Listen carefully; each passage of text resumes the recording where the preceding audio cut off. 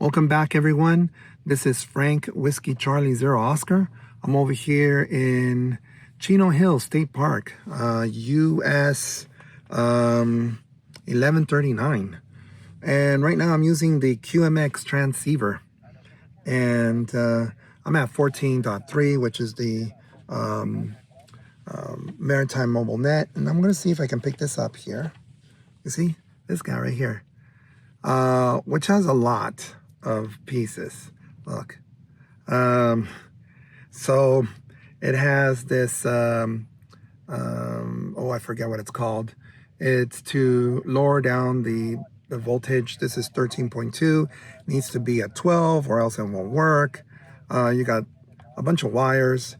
You got the wire for the mic, another wire for the speaker, another wire for the power, and another wire for the antenna.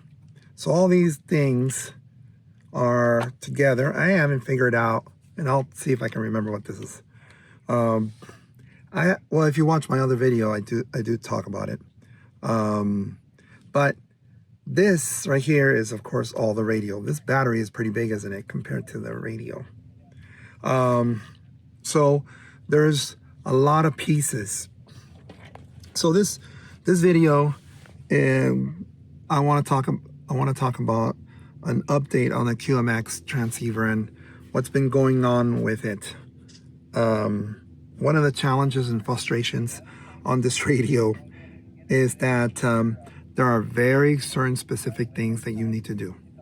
There's not out of the shelf mics, so you need to build one, which I did, and I even bought a 3D printer for it. Let me see if I have it here. I do have it in here, and it's an orange mic. It worked out pretty good, actually. It's right here, this one. So I got this one. This is the was a G7 UFO mic, and it broke. So I took the pieces from one of these and then made a nice little case from ARC, right? Something ARC. The gentleman that does these, go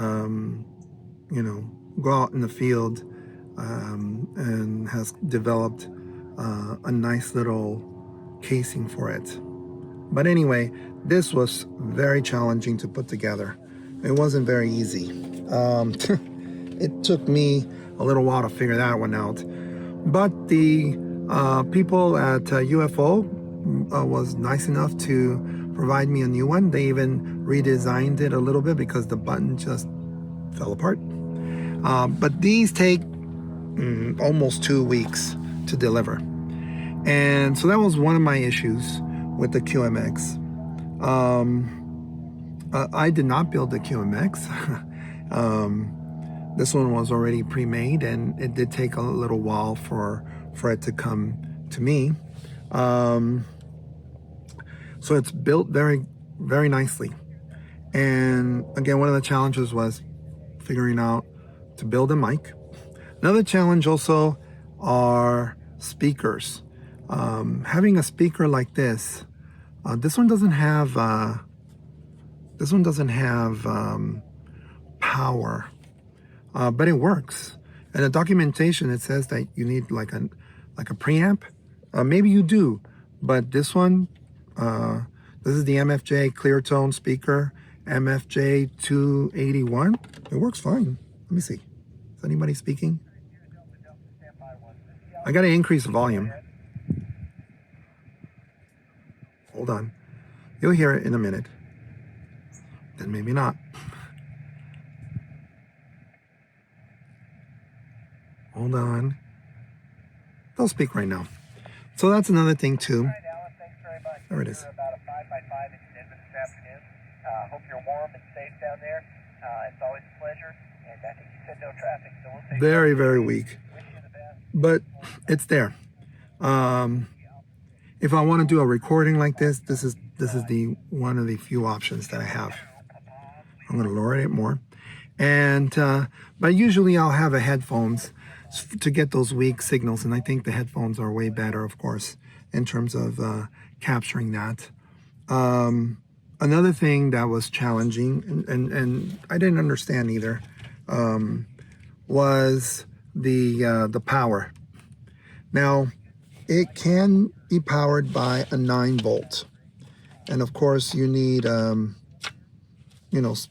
special connection, which I'm trying to look for here. You can run it with a 9-volt, and definitely you'll get maybe 2 watts out of it, but you don't have to have this big battery that I have here. Probably great for CW. And then another thing that was great was that you can also power this directly with a 9-volt battery. This is a Bioenno 9-volt. I didn't know they sold 9 volts. 3 amps. This guy, you don't need any additional, I'm still trying to remember what this, a buck converter maybe, which converts 13.2, which is a lithium iron phosphate battery, right?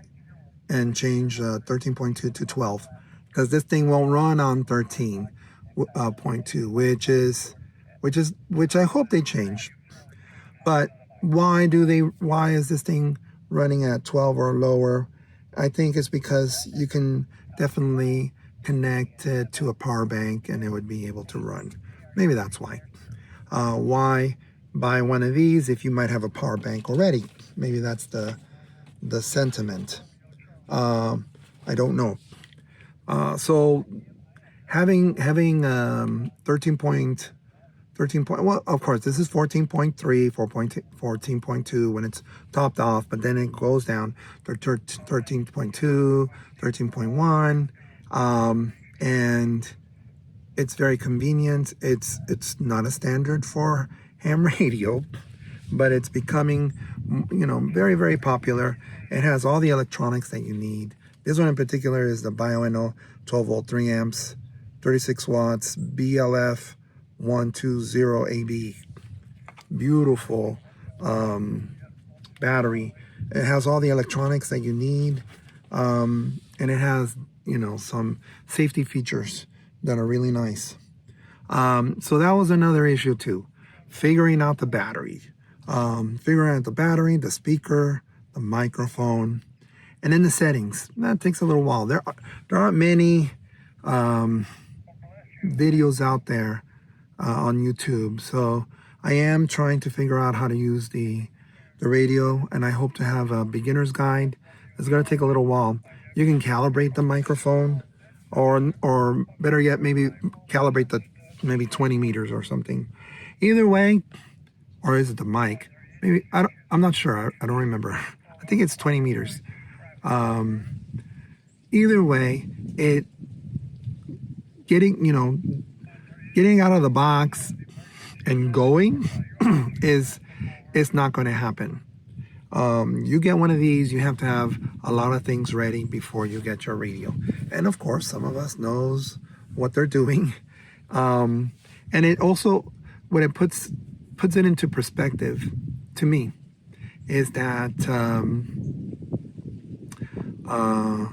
that something like an FT818 is probably a better radio for those people who don't want to deal so much with so much settings or so much, it's kind of like out of the box and ready to go. Not to say that the QMX can't be like that. You just have to prepare a little more, I feel. Why? The FT818 already has a battery built in. You can charge it readily, easily. It has a microphone, and you don't have to deal with that. It has a built-in speaker. You don't have to deal with that. So those little tiny things. And if you're a beginner, getting a QMX and you're, it's a technical hobby, but you get frustrated very easily, this is not the radio for you. But if you want to, research the radio and research all the parts and taking your time even to build it, then this is the radio. One thing, and I'm moving this over. One thing that I haven't done yet, and it's been 2 months, is to activate a park QRP with this radio. It's just been impossible to do at the moment. I can't get 10. Maybe today I'll get lucky. I'll be taping it today, and we'll see if I can get 10 contacts. It's been very frustrating, even in Bolsa Chica. I tried it in Bolsa Chica. I tried it in Watts area. I've tried it at, I failed at Lake Paris, which is not very close to my house. That was a frustrating one, the Lake Paris one. Where else have I tried it? Those are the 3 that I remember. There might have been 2 more. And it just boggles my mind why. Yes, I know it's QRP, but it's not 2017 where I didn't know what I was doing. I didn't know what, I don't know what antenna I was using, but it was just horribly not going the right way because I didn't know what I was doing. I didn't have the right antenna. I wasn't really thinking about, just being narrowed down. Now I think I know a little more, and my technical skills are a little bit better, but for whatever reason, I'm still not being able to get those 10.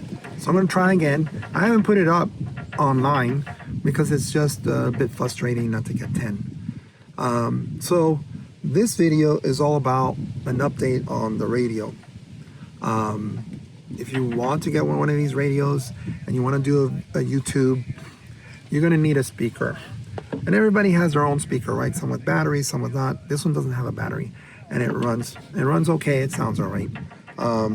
So let's do that. Oh, the clacking. Oh, maybe I don't know if I did tell you what it wasn't windy, but the clacking is the awning. All right. So in a little bit, I'm going to set up and I'm going to try to do see if I can activate this park, which I think I mentioned I'm in Chino Hills Park, US 1139. All right, I'll see you later. Bye-bye.